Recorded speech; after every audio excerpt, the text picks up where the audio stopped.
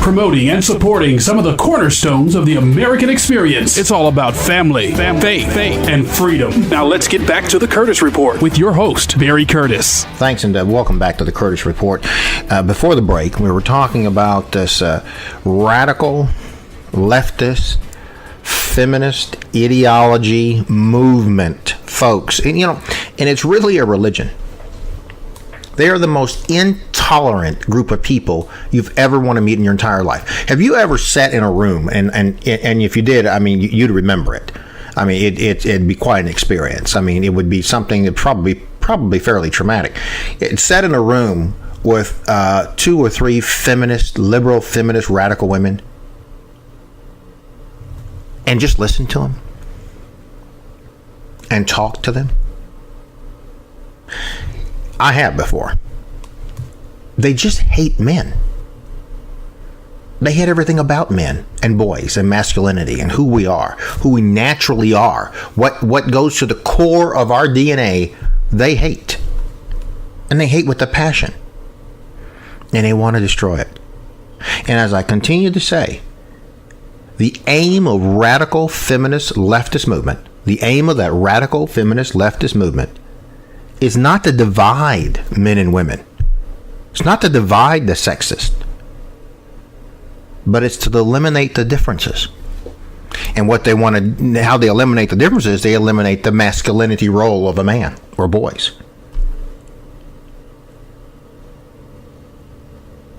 Before the break, we talked about generally how they were doing that. It's very, very specific stuff. And you don't see this any more evident than in education, in schools.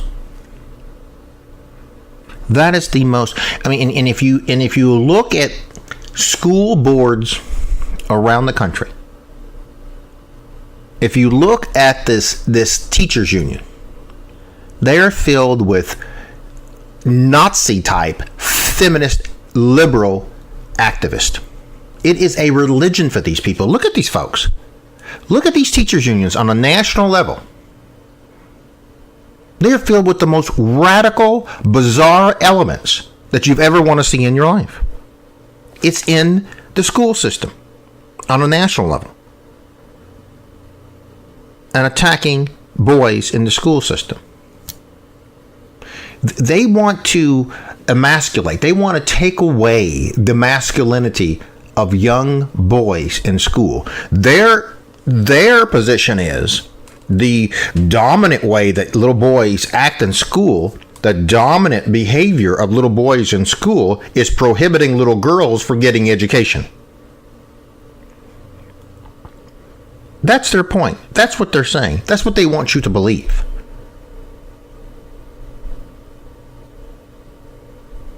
That this dominant position, so-called dominant position, that little boys have in school is prohibiting little girls from getting their education.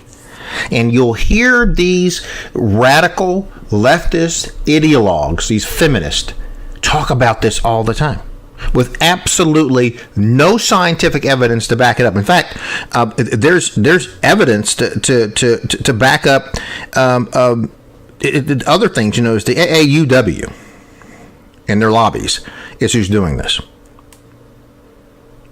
That somehow the behavior of little boys in the classroom damages the self-esteem of little girls in the classroom, prohibit them from getting education. But that's adverse to even the findings of almost every educational study that you see. Because here's what you see. You see in secondary education, in grade school, an increase in test scores of little girls. And the decrease in testing scores of young men. So if young men are being dominant, I mean, this is a key throughout the educational system. Every single study you pull up, you will see where young girls are increasing in their educational experience and their knowledge.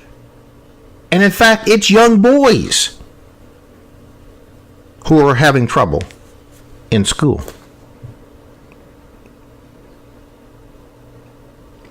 They want you to take a look at the social activity of little boys, not only in school but out of school. Somehow, little boys are too aggressive, and this is this emasculation process. They want to take away the quote unquote aggressiveness of little boys. They want to take away the competitive nature of boys and men. Not that women are competitive, but for boys and men, it is who we are. It is a natural competitive position that we take. It is what we do as little boys and men.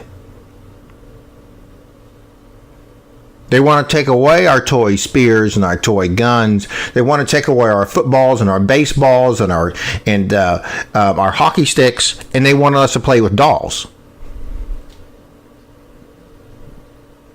Because somehow that part of our masculinity, our competitiveness as men and boys, particularly in school, somehow threatens women. You know, there's no correlation to that, but you can't tell that to the radical feminist movement.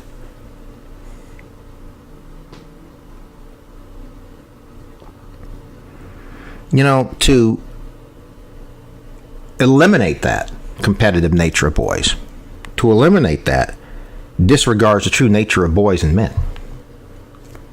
That's not who we are. There's a completely disregard of what we need little boys to be. Again, the aim of the radical feminist liberal movement is not to divide men and women, but it's to eliminate the differences. To emasculate and disempower men and boys. You know, one of the interesting ways they do this is by the degradation of positive masculine role models. You ever wonder why so many feminists, so many leftist ideologues with this sick religion of theirs of this, and it's a religion. Ideology, this leftist ideology is a religion. It's not politics, and they don't ever hang it up. It's part of who they are. It's their DNA. It's a religion for these leftist, radical people. But do you ever wonder why they hate Texas? Sounds bizarre. They hate Texas.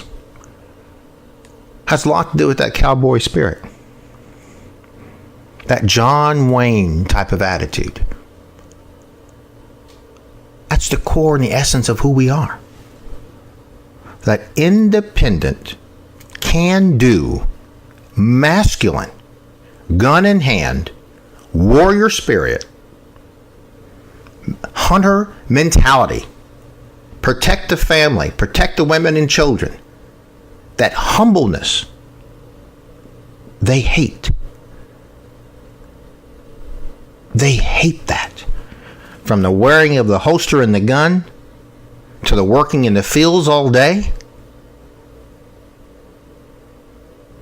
to the swagger and the confidence of knowing who we are. They hate that mentality. Leftist, liberal, feminist ideologues hate that and what that stands for.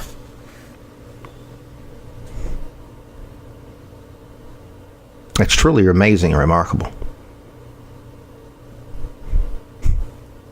Much more on this topic here next week. And get into more about the degradation of masculine role models, this metrosexual thing, and what this myth about men being paid more, this privilege trap, the legal system that somehow discriminates against women, but in fact discriminates against men, this cultural Marxism somewhat that takes on about blaming the family for the woes of women and making the state appeal more fruitful. You know, it's the family that's got the problem here, not the state, right? That's what that's what these feminists want you to believe. That somehow it's the family's problem. The family created this mess, this war on women. It's ludicrous. Hey, we're going to take a quick break, and we'll be back in just one moment. with the Curtis Report.